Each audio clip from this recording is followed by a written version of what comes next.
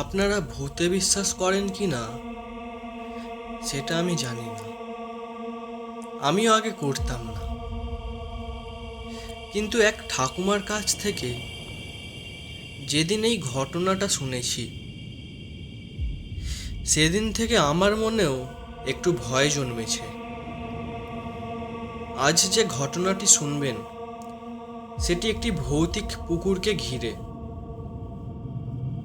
তাহলে শুরু করি শ্রোতাদের সুবিধার্থে এবং ঠাকুমার ভাষায়।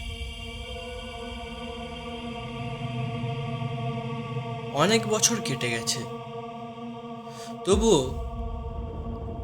আজও দুপুরে যখন ঘড়ির কাঁটা ঠিক 12টায় পৌঁছায়, আমার বুকের ভেতরটা কেমন যেন ঠান্ডা হয়ে যায়।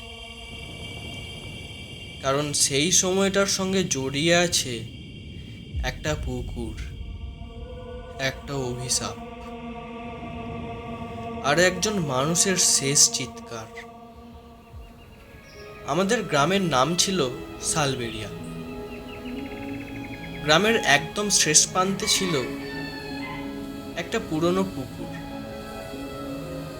চারিদিকে বিশাল বটগাছ, বাঁশঝাড় আর শ্যাওলা ধরা সিঁড়ি।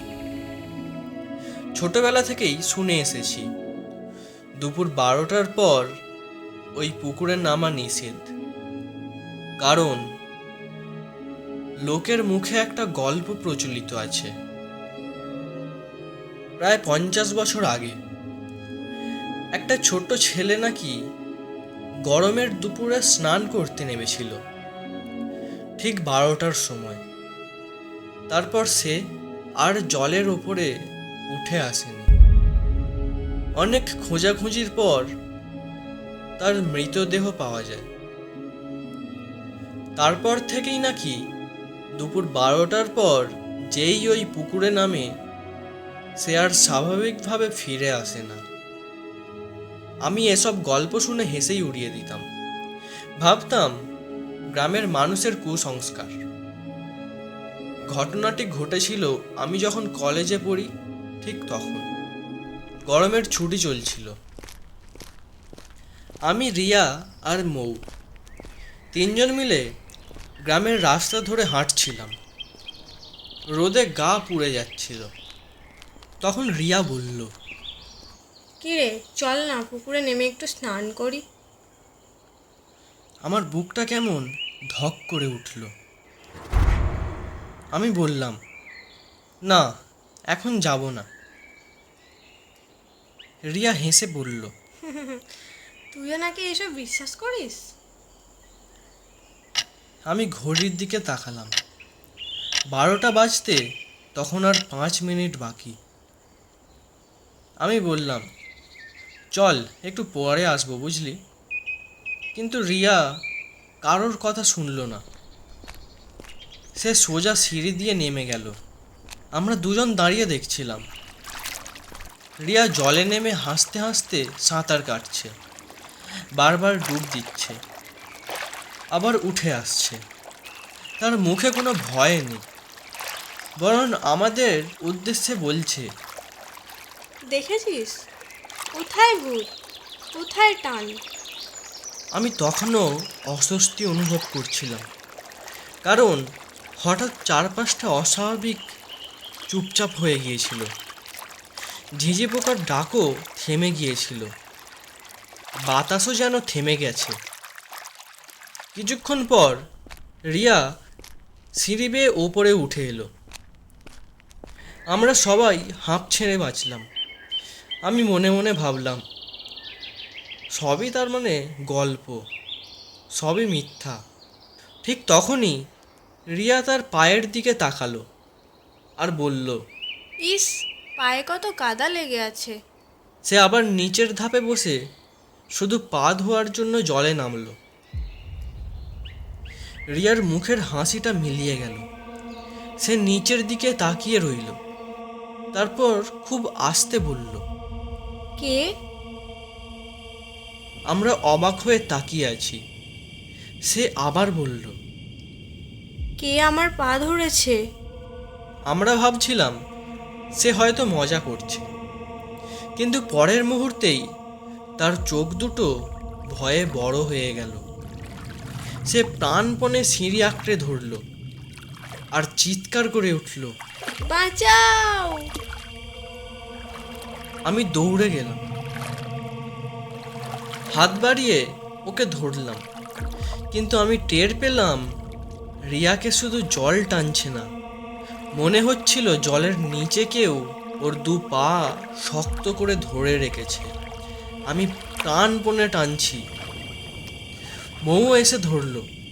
মৌ কাঁদতে কাঁদতে চিৎকার করছে। হঠাৎ একটা প্রচণ্ড ঝাঁকুনি। রিয়ার হাত আমার হাত থেকে ছেড়ে গেল। তার মাথা সিঁড়িতে আঘাত করল, রক্ত বেরিয়ে এলো। আমরা হতবাক। তারপর আবার ধূপ করে শব্দ। আরও একবার মনে হচ্ছিল কেউ ওর মাথাটা ইচ্ছে করে সিঁড়িতে ঠুকছে, কিন্তু সেখানে আমরা কাউকে দেখতে পাচ্ছিলাম না, শুধু জল আর রিয়ার আতঙ্কে ভরা চোখ। তারপর একটা শেষ চিৎকার। বাঁচাও! শব্দটা শেষ হওয়ার আগেই সে জলের নিচে তলিয়ে গেল। জল আবার শান্ত, একদম শান্ত, যেন কিছুই ঘটেনি। আমরা পুরো গ্রাম ডেকে আনলাম। লোকজন এলো, জাল ফেলা হলো, ডুবুরি নামলো।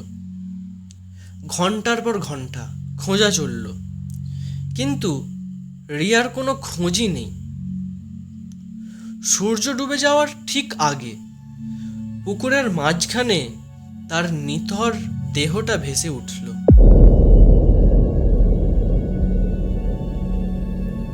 গ্রামের লোকেরা দেহটা তুলে নিয়ে আসলো। আমি কাছে গিয়ে একটা জিনিস দেখেছিলাম, যেটা আজও কাউকে ভুলতে দেয় না।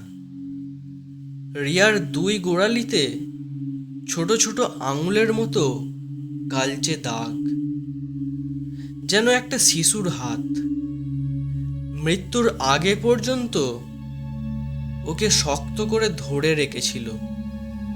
আজও আমি ওই পুকুরের পাশ দিয়ে গেলে দুপুর 12টার আগেই সেখান থেকে ফিরে আসি, কারণ আমি জানি সব অভিশাপ জলে নামার সময় শুরু হয় না। কখনো কখনো জল থেকে উঠে আসার পরও কেউ একজন আপনার জন্য অপেক্ষা করে।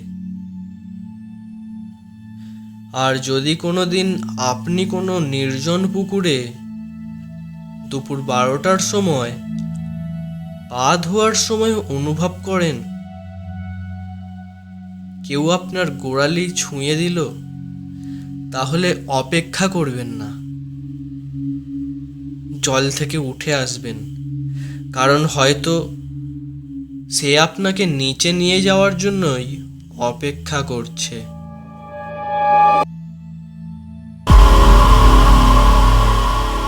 আমাদের ঘটনা এখানেই শেষ হলো। ঘটনাটি শুনে আপনাদের কেমন লাগলো তা অবশ্যই কমেন্ট করে জানাবেন। ভালো লাগলে একটা লাইক করবেন, শেয়ার করবেন। ঘটনাটিতে যেসব চরিত্র এবং জায়গার নাম উল্লেখ আছে সেটা সম্পূর্ণ কাল্পনিক।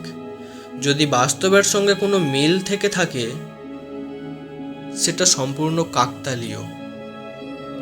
আমাদের চ্যানেলটিকে সাবস্ক্রাইব করে আমাদের পাশে থাকুন। ধন্যবাদ।